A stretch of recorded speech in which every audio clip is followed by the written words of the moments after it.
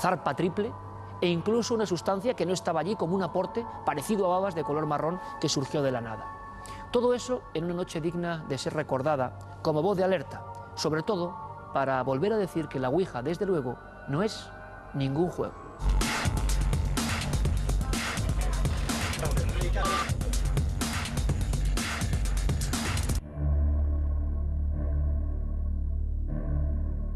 Todo comenzó en marzo de 1990, cuando Estefanía Gutiérrez Lázaro, de 18 años, practicó el mal llamado juego de la Ouija junto a varias compañeras de instituto.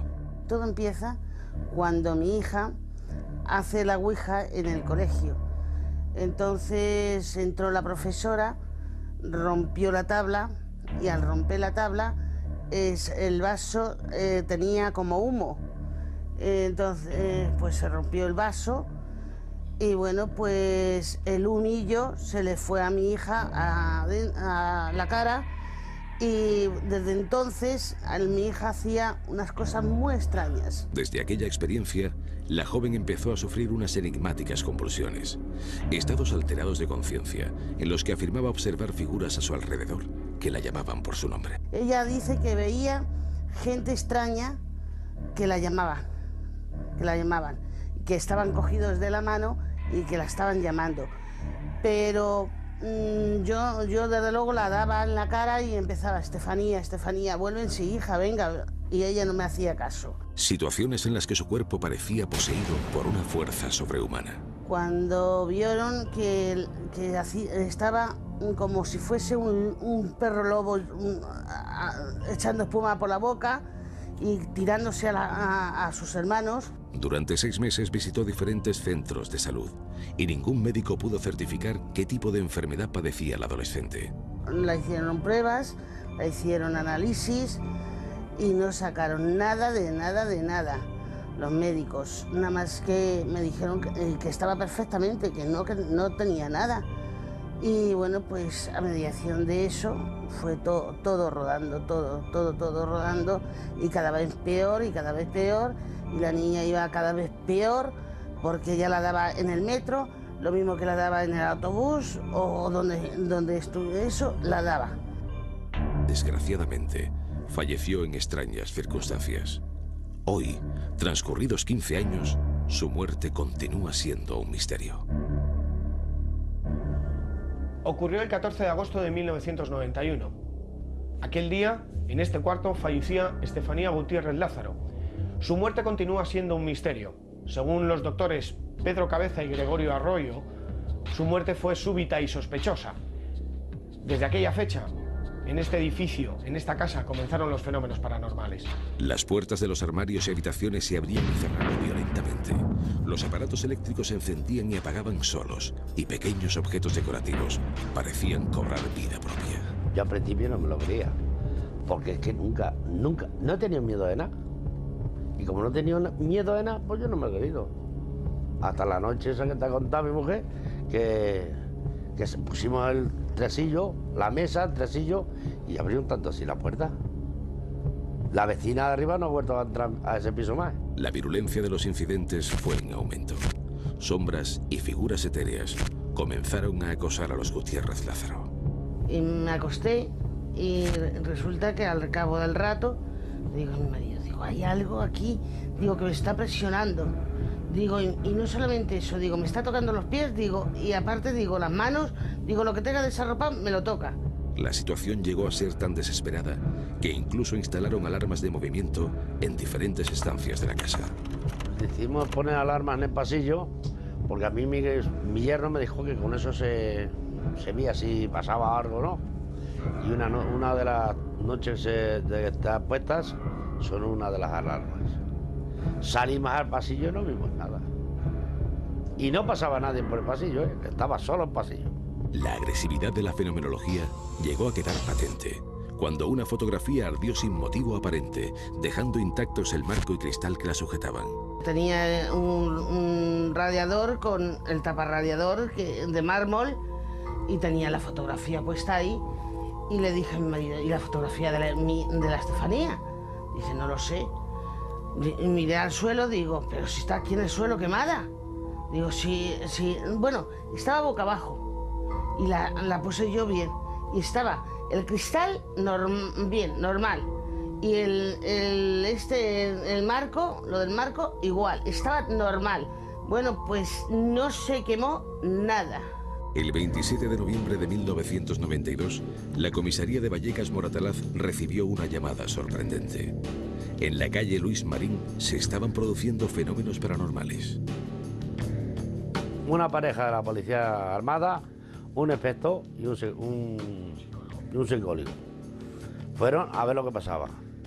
Entraron a casa, entraron a casa, los dos policías se quedaron con mi mujer en el salón. El inspector y el psicólogo nos metimos a la habitación donde la dio a eso a mi hija. Y las habitaciones, en vez de ser ventanas, tenían terraza, esa puerta a la terraza. Y estando sentados encima de la cama, sentimos como si habían tirado una piedra por la terraza, rodaron una piedra. Salimos afuera y allí no había piedra ni había nada, estaba completamente limpio. Y la policía mismamente le dijo al inspector, dijo, ¿vosotros habéis salido a haber tirado algo aquí? Nosotros no nos hemos movido de aquí. Y entonces cuando ya le estuvo contando lo que le pasó al compañero, que gracias al compañero que le dijo, agáchate, se abrió la puerta del mueble bar y echó mano a la pistola para disparar contra el mueble bar. La incidencia se notificó a dos patrullas que bajo el mando del inspector José Pedro Negri acudieron al inmueble a toda velocidad. Los policías sobre todo lo que tenemos que tener son elementos de racionalidad sistemática, es decir, este hombre dice, bueno, estos es que nos tienen preparado un artilugio detrás de donde está el crucifijo para que el crucifijo se mueva, intenta ir a verlo, el crucifijo explota. Hombre, hay una serie de cosas que a él en ese momento lo resultan inexplicables. Pero claro, alguna explicación tiene que tener.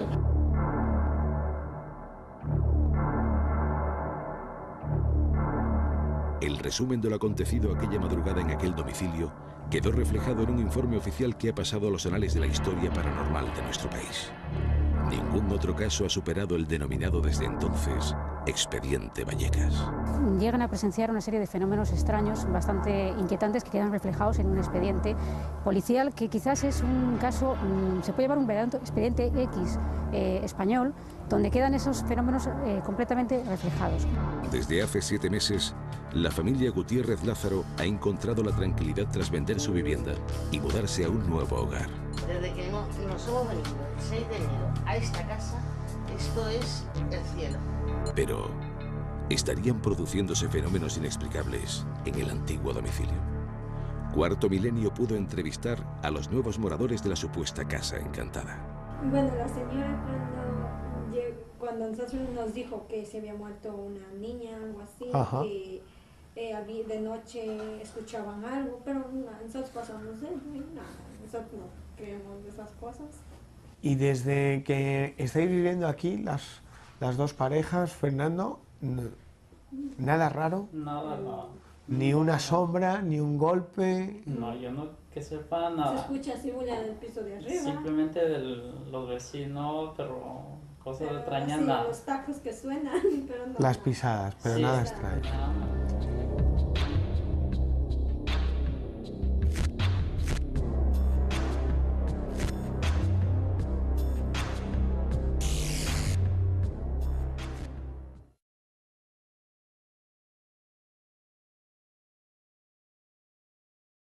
En las heridas y sentía como si la vida se me salía del cuerpo.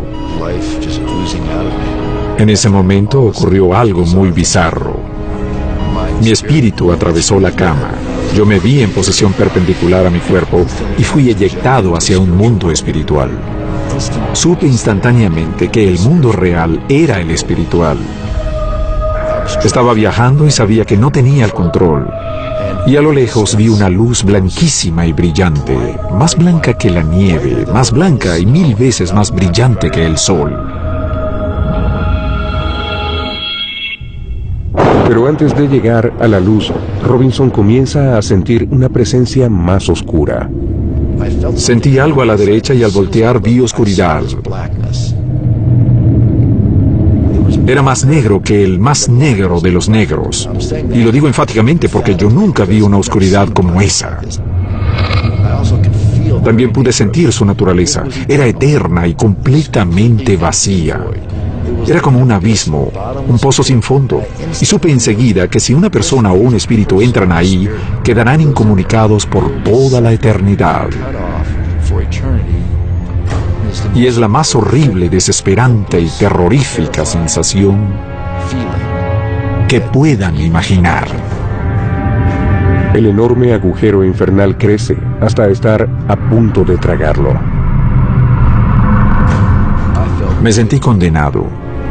Cuando estuve en la oscuridad, sentí lo que se sentiría estar eternamente condenado, encarcelado, y no era negociable, no había marcha atrás. Pero en el último momento le dan a Robinson una segunda oportunidad. Lo vuelven a arrojar a su cuerpo. Cuando recobra la conciencia, está convencido de que ha visto la boca del infierno y de que por poco lo devora. Si hay un infierno, no es solo un lugar, también es una realidad. Es sobrecogedoramente real. Esto es permanente. Esto es definitivo. No se puede desaparecer racionalizándolo. Robinson no está solo. Durante siglos, quienes han creído en un infierno real han dejado registros de visiones similares del inframundo. En los registros históricos abundan visiones del infierno. Que alguien haya tenido una hoy en día no nos sorprende. Seguramente desde que la humanidad existe ha habido relatos de gente que ha experimentado el infierno cuando ha estado al borde de la muerte. Y es una terrible pesadilla de dolor y sufrimiento. Un monje español del siglo VII afirmaba que unos demonios lo habían llevado a un lago de fuego y que había escapado de este haciendo la señal de la cruz. En el siglo XII era popular la historia de un guerrero irlandés que después de morir había regresado a la vida convencido de haber sufrido los tormentos del infierno. Y en los años 30, una monja polaca llamada Faustina aseguró que un ángel la llevó al infierno y le mostró los 7 tormentos que esperan a los condenados. Todos hablaron de algo parecido mucho antes de que Mickey Robinson tuviera su terrorífica visión. Transformado por su propia experiencia, Robinson ha pasado 40 años rememorando su visión y predicando por todo su país. Él cree que fue rescatado del infierno, pero está seguro de que este reino del dolor y la maldad nos amenaza constantemente. Creo que la gente tiene un problema cuando se niega a hablar sobre la realidad del infierno. En mi mente no hay ninguna duda de que exista una fuerza espiritual oscura y demoníaca de ángeles caídos y demonios que están en guerra contra los humanos. Creo que el infierno es un lugar real. Pero si el infierno está debajo de nosotros, ¿qué horrores nos esperan durante el viaje? Por sobre mi hombro y pude ver a lo lejos y abajo mío la oscuridad. Sin entender todavía qué era esa luz, comencé a penetrar en ella. Y ahora pude ver que me encontraba en un túnel. Y mirando hacia adelante, pude ver a su extremo la fuente del resplandor. Mi primer pensamiento fue que este era el centro del universo. Mira ese resplandor, ve qué poder viene de él. Y mientras me muevo hacia ese resplandor, veo que una nueva oleada de luz sale de él. Y cuando esta nueva oleada de luz sale de su fuente y me toca, sentí calidez y confort. Todo el temor y la oscuridad simplemente desaparecieron. Y sentí como si una luz viviente pasara a través de mí. Haces de luz salieron de esa fuente, que es como un fuego blanco. Un resplandor fenomenal en el núcleo. Y vi que desde allí sale una luz brillante que penetra todo. Pensé que hasta las estrellas del universo, aún las constelaciones, deben tomar su fuente de energía en este punto central. ¿Qué es esa luz? ¿Hay alguien allí, rodeado por este resplandor? Mientras me preguntaba esto en mi mente, una voz, surgiendo del centro de la luz, me habló. En el momento que escuché esa voz, reconocí que esa era la misma voz que me había hablado dentro de la ambulancia, diciéndome el Padre Nuestro y preguntándome si lo podría perdonar. Y él me dijo, Ian, ¿deseas regresar? Si deseas regresar, debes ver las cosas de otra manera. Aparecieron palabras frente a mis ojos. Dios es la luz, y en Él no hay oscuridad para nada. Yo pensé, Dios es luz. ¿Puede esta luz que veo ser en verdad Dios? Y aquí no hay oscuridad en absoluto. Recién acabo de salir de la oscuridad. Quien quiera que este ser sea, Él está completamente separado de la oscuridad.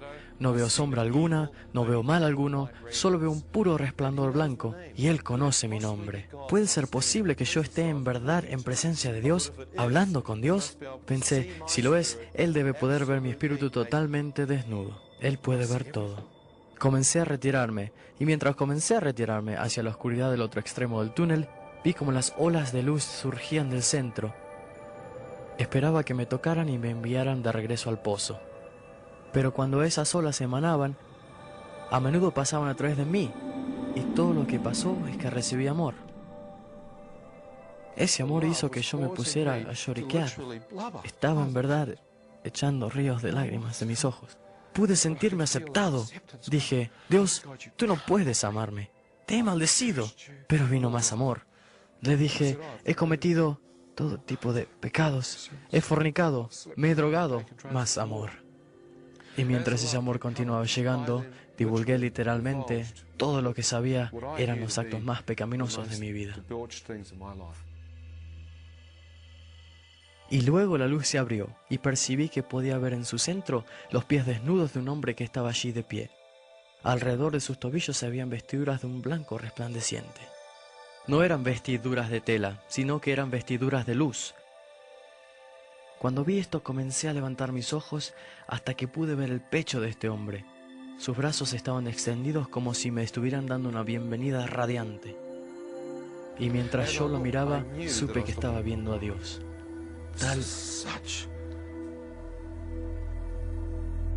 Te quedas absolutamente asombrado. No te puedes preparar de manera alguna para esto. No puedes estar preparado para ver esto. Yo estaba parado allí absolutamente maravillado. Cuando levanté la vista hacia su cabeza, pude ver que sus cabellos eran de un blanco radiante. De su cara parecía emanar luz.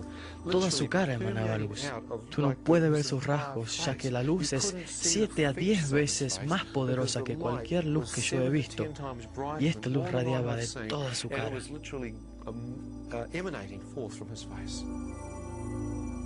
Comencé a acercarme a él y me pregunté, si podría ver tan solo su cara, ¿sabré quién es Dios? Cuando llegué a unos metros de su presencia, mi cara comenzó a entrar en el haz de su luz, pero la luz no me lastimó los ojos. Es como si pudiera mirar hacia dentro de ella. Entonces acerqué mi cara a su cara con la esperanza de poder pasar a través de ese velo de luz, y cuando mi cara pasó, él se movió repentinamente. Vi una apertura de forma circular, como una ventana o una puerta hacia la eternidad. Cuando miré a través de ella, pude ver que se abría frente a mí una nueva tierra. Era como estar de pie en el umbral de la eternidad y yo le estaba dando un vistazo. Mientras estoy mirando puedo ver pastos con la misma luz y vida que emanan ellos. Puedo ver flores, campos. Supe que si camino sobre el pasto no lo dañaría. ¡Qué color! ¡Qué energía! ¡Y qué vida emanaba de ellos! Era asombroso. Veo un río de aguas cristalinas, árboles que crecen a sus orillas, bajas colinas hacia la izquierda. Miré hacia mi derecha, montañas a lo lejos, un cielo azul, muy límpido. Estoy allí de pie y me estoy diciendo a mí mismo, ¡esto es el paraíso! Mientras estoy mirando, sé que yo pertenezco en este lugar. Es como si supiera que yo había sido creado por Dios para vivir aquí. Pensé, ¿por qué no nací aquí en el primer lugar? ¿Por qué nací en la tierra? Supe que había llegado a mi hogar. Supe que yo había viajado por el mundo buscando ese paraíso y que ahora el paraíso estaba frente a mí. Pensé, he llegado a casa. Estoy en casa. Cuando comencé a entrar en él, su presencia se interpuso y me bloqueó el camino.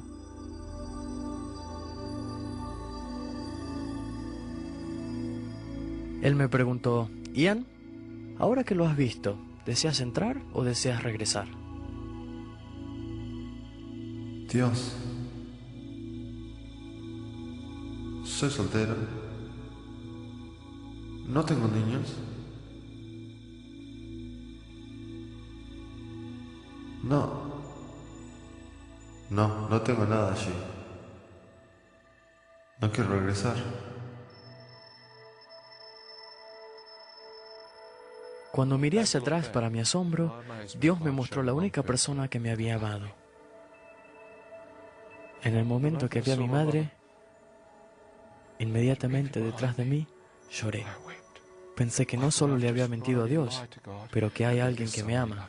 Y pensé, si estoy muerto y esto está en verdad sucediendo, y si entro en el paraíso y a la presencia de Dios, ¿podrá saber mi madre que su hijo tan hedonista oró en esa ambulancia, arrepentido de sus pecados y que entregó su vida a Dios, y Dios escuchó a ese joven y lo llamó al paraíso? Pensé que mi madre iba a pensar que su hijo fue al infierno. Pensé que iría a recibir un telegrama o un telex que decía, su hijo murió anoche. ¿Quiere usted recibir sus restos en una caja o en un jarrón con sus cenizas? Pensé que si eso pasara podría destruirla. Ella ha sufrido tanto, ha perdido su familia, y entonces yo pensé, qué bien me estoy comportando. Cuán egoísta sería que yo entrara en el paraíso y dejara que mi madre me enterrara pensando que me fui al infierno.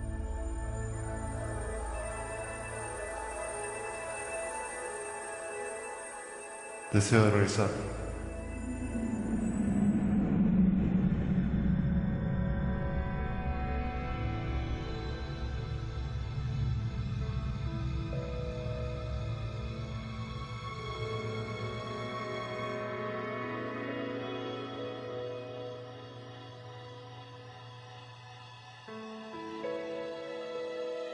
Instantáneamente me encontré de regreso en mi forma física en el hospital con el doctor que había estado trabajando en mi cuerpo. Estaba sosteniendo mi pie derecho en alto, mientras con un instrumento filoso, como un cuchillo o un escalpelo, me pinchaba la planta del pie. Pero yo no sentía nada. Era como si él estuviera pinchando un trozo de carne muerta.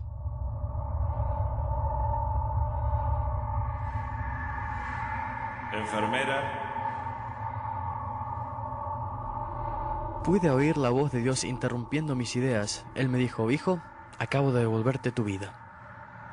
¿Qué? ¿Acabo de ver a Dios? ¿Qué ha pasado aquí? Sentí un impulso de poder que corría por mi interior. Era como un bajo voltaje de electricidad. Sentí que mi cuerpo comenzaba a estar sensible nuevamente y después de unas pocas horas yo ya estaba totalmente sanado.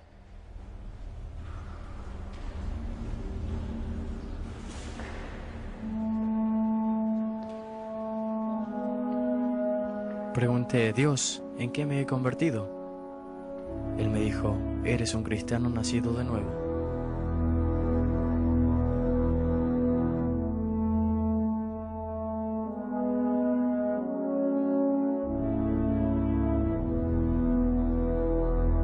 Él me dijo: tú solo has podido salir porque tus pecados te han sido perdonados y la sangre de Cristo te ha cubierto. El sacrificio, la expiación de Cristo Jesús ha cubierto tus pecados. Tú caminaste en su presencia como si fueras tan blanco como la nieve.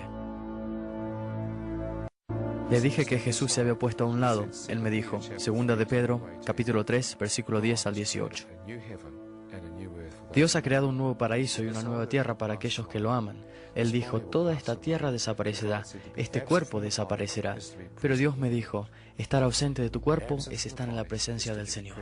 Muerte, ¿dónde está tu puñalada? La muerte engullida. ¿Cómo? A través del poder de la resurrección de Jesús. La puñalada de la muerte es el pecado, pero el regalo de Dios es que a todos aquellos que se arrepienten de sus pecados se les perdonarán sus pecados y ellos entrarán en la eternidad. Vivir es Cristo, morir es ganancia.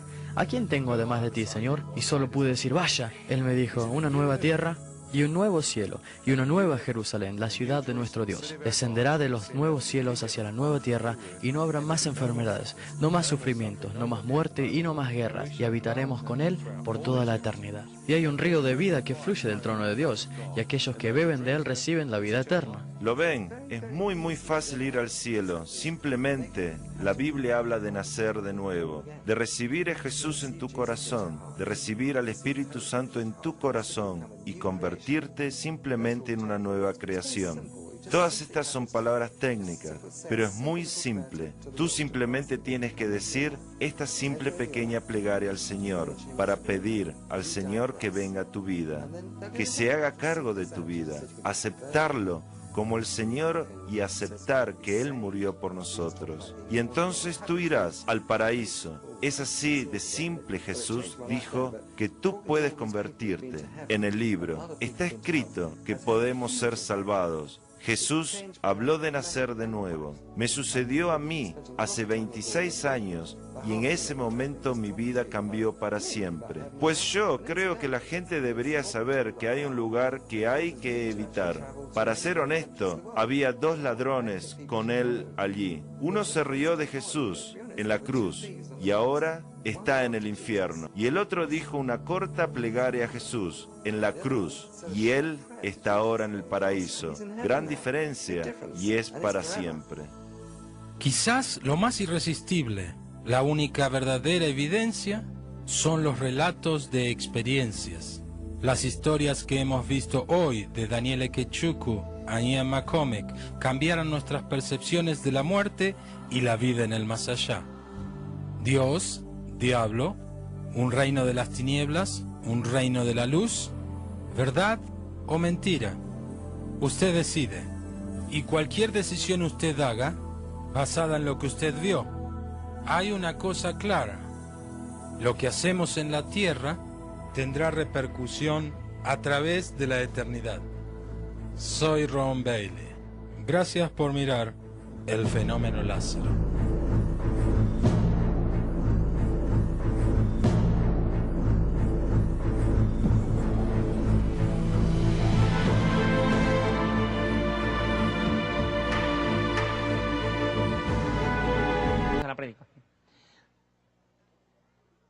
Dios existe para siempre,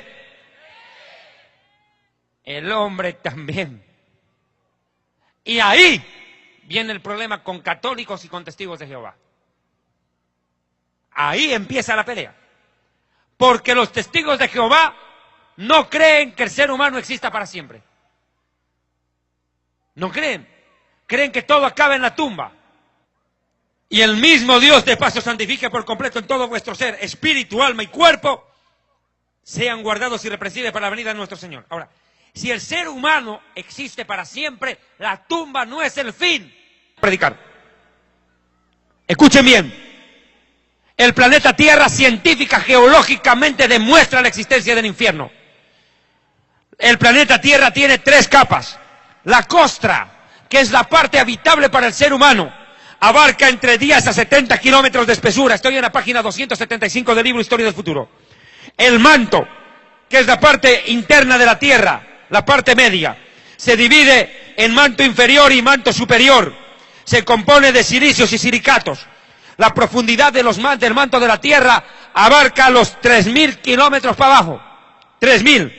Pero escuche, en el centro del planeta Tierra hay un lugar que los geólogos le llaman la endósfera, el núcleo de la Tierra, el corazón del planeta, así lo llaman. Y sabe, está a 6.000 kilómetros de profundidad.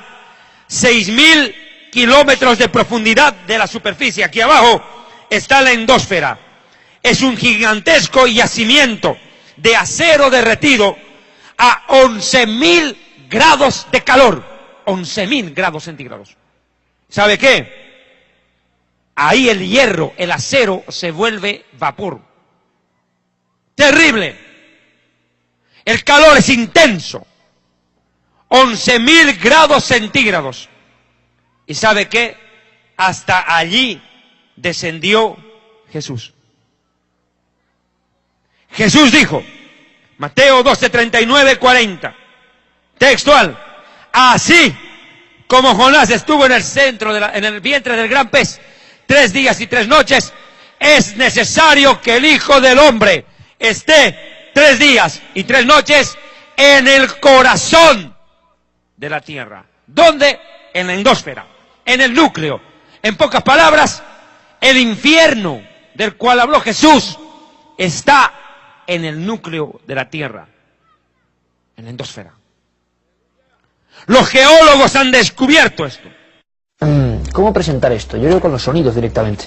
Se cuenta que quizá hacia los años 80, principios, un equipo de expedicionarios soviéticos, penetrando en lo más hondo de la Tierra, se encontraron con unos sonidos que no esperaban. Para muchos estos son los sonidos del infierno. Estén atentos, por favor.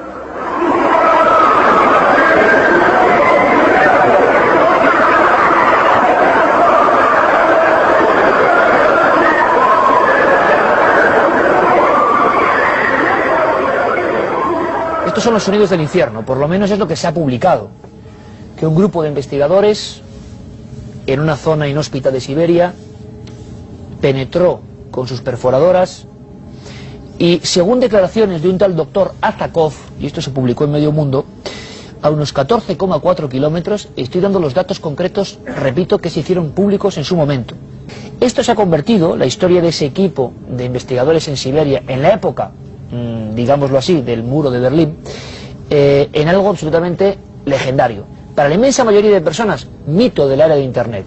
Ni hubo equipo, ni existe ese pozo tan profundo, evidentemente, y mucho menos se grabó.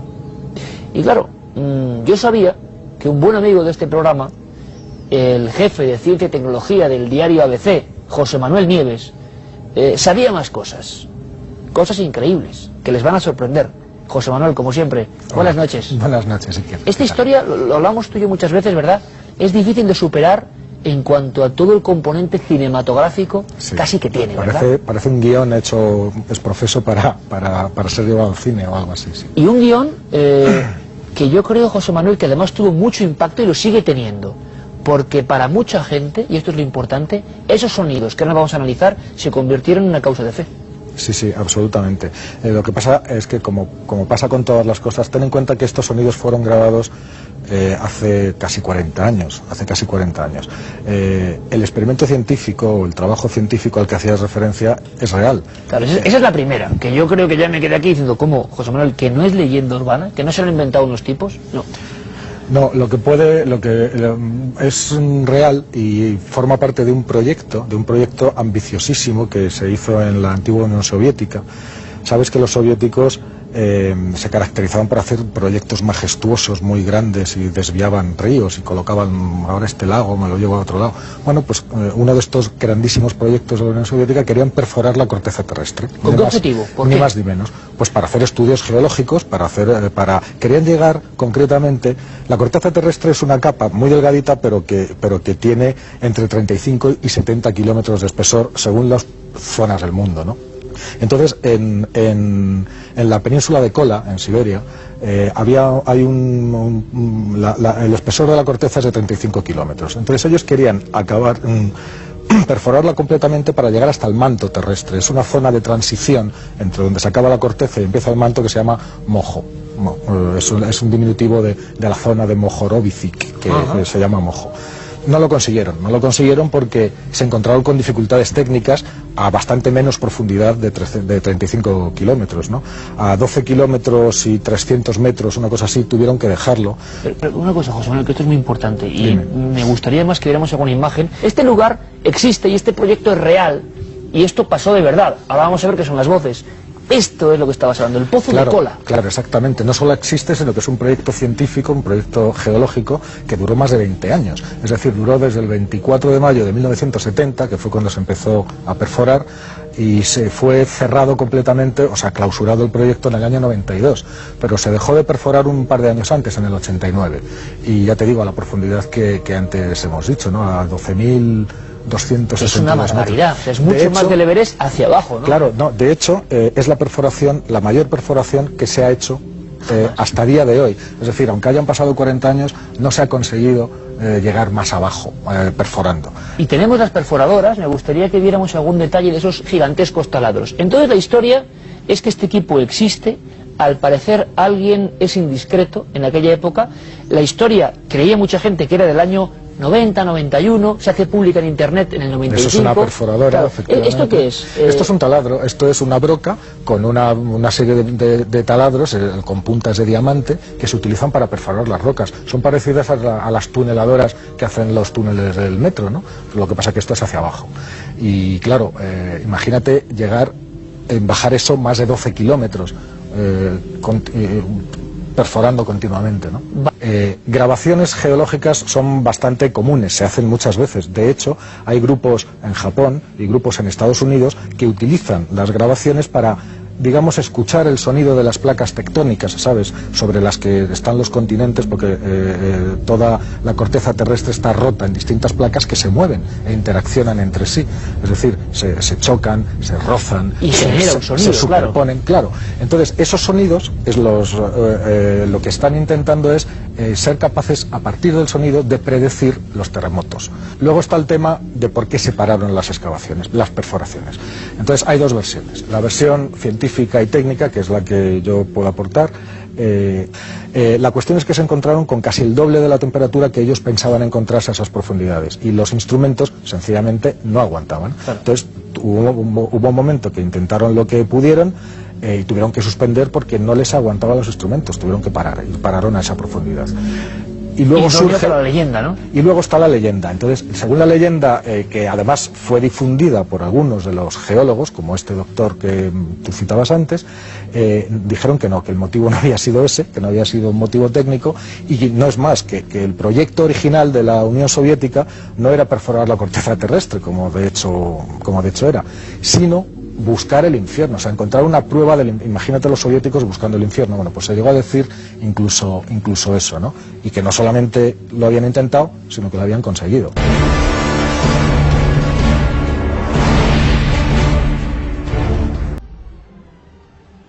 Donde los científicos españoles hablan y demuestran la creencia en la existencia del infierno, y son ateos, y dicen que existe.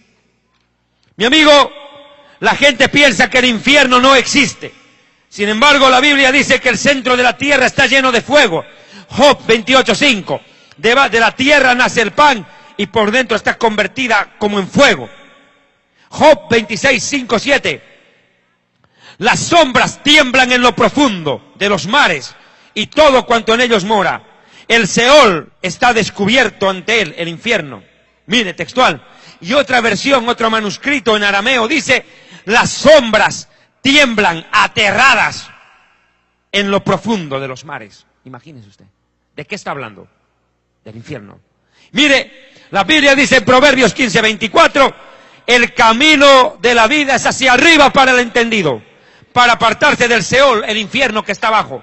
Y la Biblia dice también en Job, escuche, que todos los días el infierno arrebata a los pecadores. Así como el cielo arrebatará a los santos el día que Jesucristo haga sonar la trompeta con voz de mando, voz de arcángel y trompeta de Dios, y los muertos en Cristo resucitarán primero, luego nosotros los que vivimos, los que hayamos quedado, seremos arrebatados juntamente con ellos en las nubes para recibir al Señor en el aire, y así estaremos por siempre con el Señor. Por tanto, aliéntense los unos a los otros con estas palabras. Mi amigo, así como el cielo los santos, el infierno todos los días arrebata a los rebeldes y se los traga, como se lo tragó a Coré, entró vivo al infierno. Mi amigo, la gente que no cree en el infierno, no hay problema, no te haga problema. Si tú no crees en el infierno, tranquilo, no te compliques, vas a creer cuando ya estés ahí dentro. No te compliques, porque en el infierno no hay incrédulos, todos creen, pero ya es tarde. Aún el diablo cree y tiembla. El infierno existe. Está en el corazón de la tierra, de acuerdo a Mateo 12:40. Es más, es un lugar de tormento. La gente dice que el infierno no existe. Y le voy a decir 7 cosas claves que están en mi libro Historia del Futuro, se las recomiendo. ¿Qué pasaría si el infierno no existe? ¿Qué pasaría si el infierno no existe? Primero, que Dios sería el más grande mentiroso de la historia al haber amenazado a los rebeldes con un castigo que no se puede cumplir. Dios habla del infierno, y si no hay infierno, Dios miente. Mas sea Dios veraz y todo hombre mentiroso. Sea Dios veraz. 2. Si no hay infierno, usted no puede confiar en Dios. Dios no merece confianza, porque no puede hacer justicia. ¿Dónde quedaría entonces el premio al que hace lo bueno y el castigo al perverso? ¿Cuánta gente comete delitos, maldades, paga y corrompe a la policía, corrompe a los jueces, escapa de la justicia humana, se muere y todavía Dios le dice, bienvenido al cielo? ¿Cómo usted podría confiar en la justicia de Dios si Dios sería un alcahuete del pecado y del pecador? Mi amigo, si no hay infierno, Dios no puede castigar al que hace lo malvado. Aquel que aquí en la vida terrenal ha hecho tanta maldad y nunca pagó por ella, y que todavía Dios lo premie, que lo deje impune. 3. Mas antes digo, Dios es juez justo, Él reina sobre la tierra. ¿Cuántos alaban a Dios? Él prueba la mente y el corazón para dar a cada uno conforme a sus obras en esta vida y en el más allá, si no se arrepiente. 3. Si el infierno no existe, puede tirar su Biblia a la basura, porque en pocas palabras la Biblia sería una fábula, un cuento, una comedia, una tragicomedia, un drama, menos la palabra de Dios. Porque la Biblia, en más de 2000 oportunidades, habla del infierno y también de otro lugar llamado el lago de fuego. 4. Si no hay infierno, ¿qué problema? Jesús habló más del infierno y del lago de fuego que del mismo cielo. Y si no hay infierno, ¿de qué habló Jesús? Mintió. 5, perdón. Si no hay infierno, Jesucristo era un falso profeta. Porque Jesús dijo, el que no cree en mí será condenado e irá al tormento eterno. 6.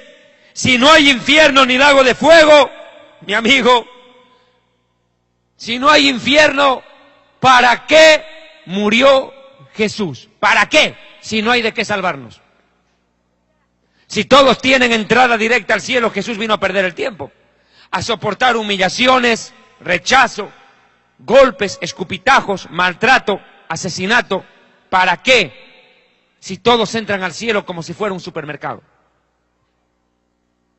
Qué grave problema. 7. Si no hay infierno, vámonos a chupar, compadre, ¿qué hacemos aquí? Claro, vamos a la cantina, vamos al prostíbulo, vamos a fornicar, vamos a adulterar, vamos a emborracharnos, vamos a drogarnos. La vida es un carnaval, azúcar, negrito. Ahora dice azufre, diablito. Pues toca, mijo. Claro, si no hay infierno, ¿qué sentido tiene orar, ayunar, buscar el rostro de Dios, obedecer a Dios y su palabra, tratar de vivir en santidad, apegado a la voluntad perfecta de Dios? ¿Para qué? Si siendo perverso, rebelde y malvado, Dios igual te va a premiar con el cielo si no hay infierno. 8. Si no hay infierno, ¿quién sabe? Tampoco hay cielo. Entonces comamos y bebamos que mañana moriremos. Como no hay cielo ni infierno, todo se acabó acá. ¿Les parece esto? Y 9. Los que no creen en el infierno no tienen derecho a creer en el paraíso. Así de simple. Y 10. Lo que te dije, si no crees en el infierno, tranquilo, vas a creer cuando estés ahí. Yo quiero irme al infierno, allá están mis amigos, la voy a pasar chévere allá, dijo uno. Anda nomás, tu amigo Satanás te espera. El único que le va a pasar chévere es él contigo, no tú con él. Mis hermanos, el tiempo del fin de este primer mensaje ha llegado.